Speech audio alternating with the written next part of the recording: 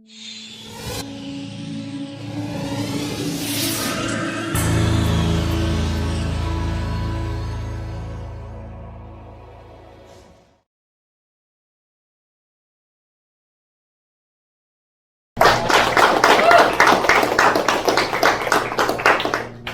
about your 5 basic senses.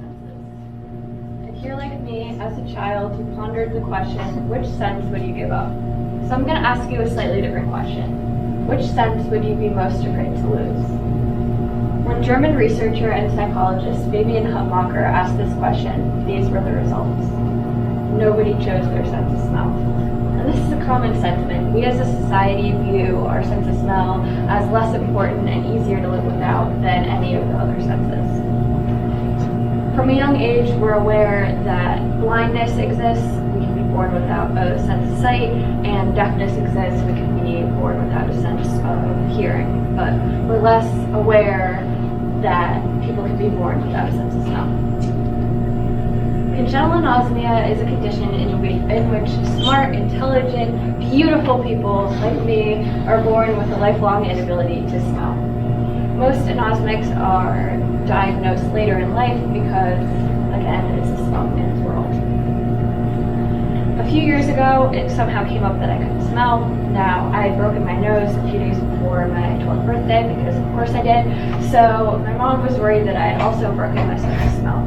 But as I explained to her and to everyone since, I've never had a sense of smell. No, I've never smelled a fart. No, I've never had a favorite perfume. No, I don't understand how everyone has a different scent or why it smells so good after it rains. But when anosmics are growing up, we think that smelling or reacting to scents is just something that you do. So when someone hands you something, you say thank you. When someone holds out a candle, you say, that smells good. When someone says, ew, who farted? You just say, ew, it smells so bad. And that's because there are so few anosmics in the world. About 1 in 10,000. Let's compare this to being blind. That is 60 in 10,000. So, at some point, as anosmics get older and smarter, we realize that maybe everyone else is actually smelling things, whatever that means. And so we go to our parents and we say, I'm actually missing an entire sense. And so they freak out, take us to the ENT, and ask, how do we fix this? What's wrong? And we get the answer of, I don't know. So, when I get the inevitable question of, why don't you have a sense of smell? I don't know. So, we don't have a cause, but we do have possible explanations as to what's preventing me from having a sense of smell. So let's take a look at what's supposed to happen when there's a stimulus or a smell and humor. In a person's nose are olfactory, sensory neurons, which each have one odor receptor, and as you can see, they're close enough to connect directly to the brain. The odor receptors, not surprisingly, receive odors, and so when molecules from smelly things in our environment are released, that's where they're received. In the case of congenital anosmia, something is wrong along this pathway. Sometimes it's in the brain, sometimes it's in the nose, and there are tests to figure out, like, physiologically why I don't have a sense of smell, but it's not a cure, and it's also really expensive, so it's not really worth it. I have a lot of funny stories related to my congenital anosmia, but I'm going to share something that happened a few weeks ago. So this is the layout of part of my house, so you can visualize it.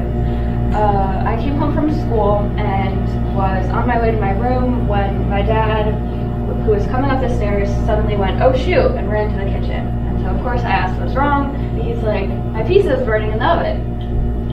And so this is a pretty common, perfect snapshot of what being an anosmic is like. Came home from school, 4 steps away from the oven, did not smell the pizza burning. My dad was just halfway up the stairs when he smelled it burning. And that's one of the dangerous things about having congenital anosmia. I can't smell things like food that is not moldy but is going bad. I can't smell pizza burning. And I can't smell my own BO. So please don't feel bad about telling me straight up, you stink, because I'm not going to know. Otherwise, I cannot do the sophisticated experiment that is the sniff test. Before you put on a previously worn shirt again, you take a quick sniff to see whether it's acceptable if you wore this or if it smells like BO. So what you're really asking is, will the people around me want to be like around me, or do I stink? So this, of course, means that anosmics are at a social disadvantage because smell is linked to relationships and the memories and emotions that come along with them. Anosmics are at a social disadvantage. They're unable to detect their own body odor, the pheromones that others release, and do not understand the appeal of perfume or scented personal care products. Studies have shown that smell is an important factor in intimate relationships because it's closely tied to feelings such as closeness, security, and compatibility. Of course, pleasant odors are not the only ones that exist, and this is why many non-anosmics and even some anosmics say, oh, it's not that big of a deal that you don't have a sense of smell because there are bad smells in the world. Because who would want to smell skunks, rotten eggs, or the bathroom of a Taco Bell?